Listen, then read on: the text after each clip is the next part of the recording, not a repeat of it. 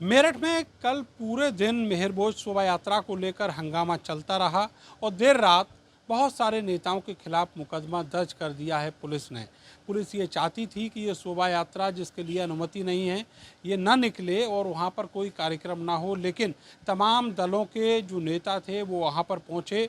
Samajwadi party के विधायक सरधना से अतुल प्रधान भी वहाँ पर थे और उत्तर प्रदेश सरकार के राज्य मंत्री दिनेश खटीक भी वहाँ पर पहुँचे।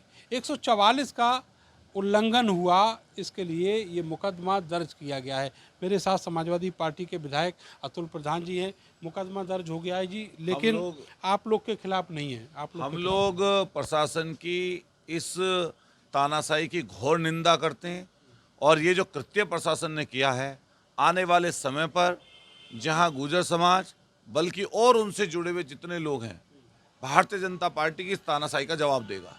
ये पूर्णतः गलत तरीके से मुकदमा दर्ज हुआ है और मुकदमे में इस तरीके से राज्य मंत्री एक दिन पहले वहाँ पर पंचायत करके आते हैं, सारे अधिकारी बैठते हैं, उसमें बात तय होती है उनकी कुछ, और उसी में ही जो आयोजक लोग थे, आयोजक साथी थे, उस समय की मीटिंग में वो भी लोग वहाँ पर पहुँचे थे।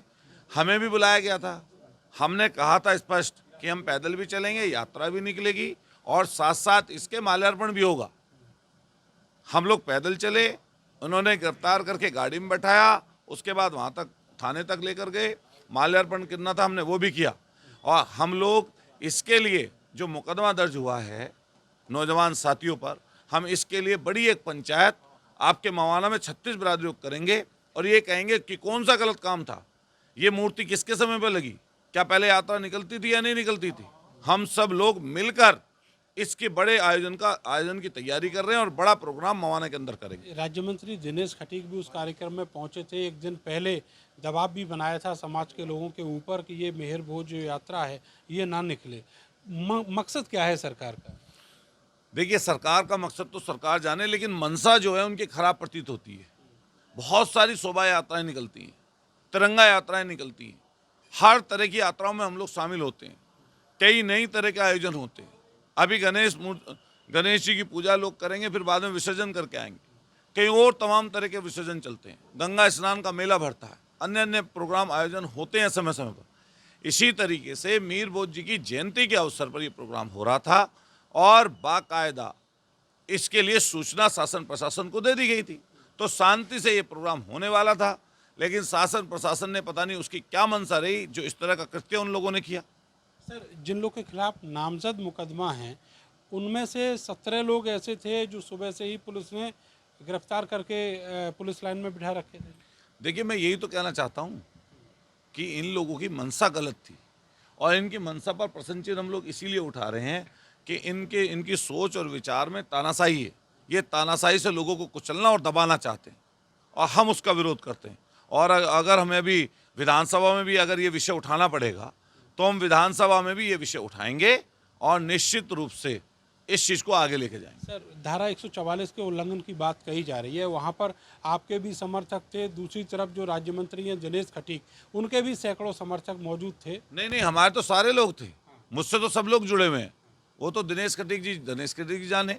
मान लिया सुबह गिरफ्तारी जिन साथियों की हुई वो सब हमसे जुड़े हुए हैं, वहाँ पर जिनके साथ बदतमीजी जाति की जाती वो सब हमसे जुड़े हुए हैं। फिर सब लोग एक यात्रा के लिए माल्यार्पण के लिए पूछ रहे थे, तो ना जुड़ने का तो किसी का मतलब नहीं है। हमसे सब लोग वहाँ के लोग जुड़े हुए थे। सर, बाकी सब के जितने देवी देवता हैं या पूर्वज हैं उनकी जयंती और अलग अलग कार्यक्रम होते हैं, लेकिन जब बात सम्राट मेहर भोज की आती है तो फिर क्या तकलीफ सरकार को और प्रशासन को है? ये माननीय मुख्यमंत्री जी ने जो शुरुआत की थी दादरी के मीर भोज कॉलेज से, गुर्जर नाम हटवा के गुर्जर शब्द हटवाकर, ये उसकी प्रवृत्ति शासन प्रशासन के लोग कर रहे हैं।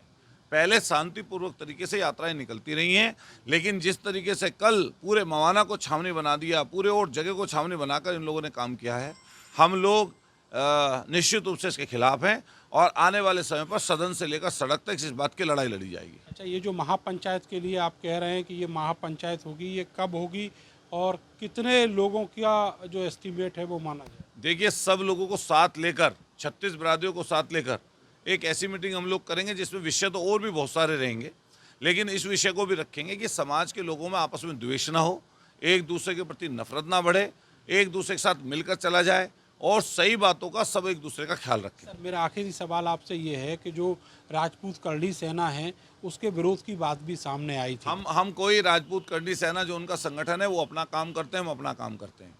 और मान लिया कोई और भी संगठन तमाम बने हुए हैं, हम उनका किसी का विरोध नहीं कर रहे, वो अपना काम कर रहे हैं, हम अपना काम कर रहे हैं। धन्यवाद। बहुत बहुत शुक्रिया आपका। तो अतुल प्रधान जो समाजवादी पार्टी के विधायक, उन्होंने साफ कहा कि संगठन अलग अलग हैं, लेकिन उनका जो मन है वो ये है कि जो सामंजस्य है समाज में वो बना रहे। सरकार की मंशा के ऊपर जरूर सवाल खड़े किए हैं। कैमरा सहयोगी सानू के साथ मैं नरेंद्र, भारत समाचार, मेरठ।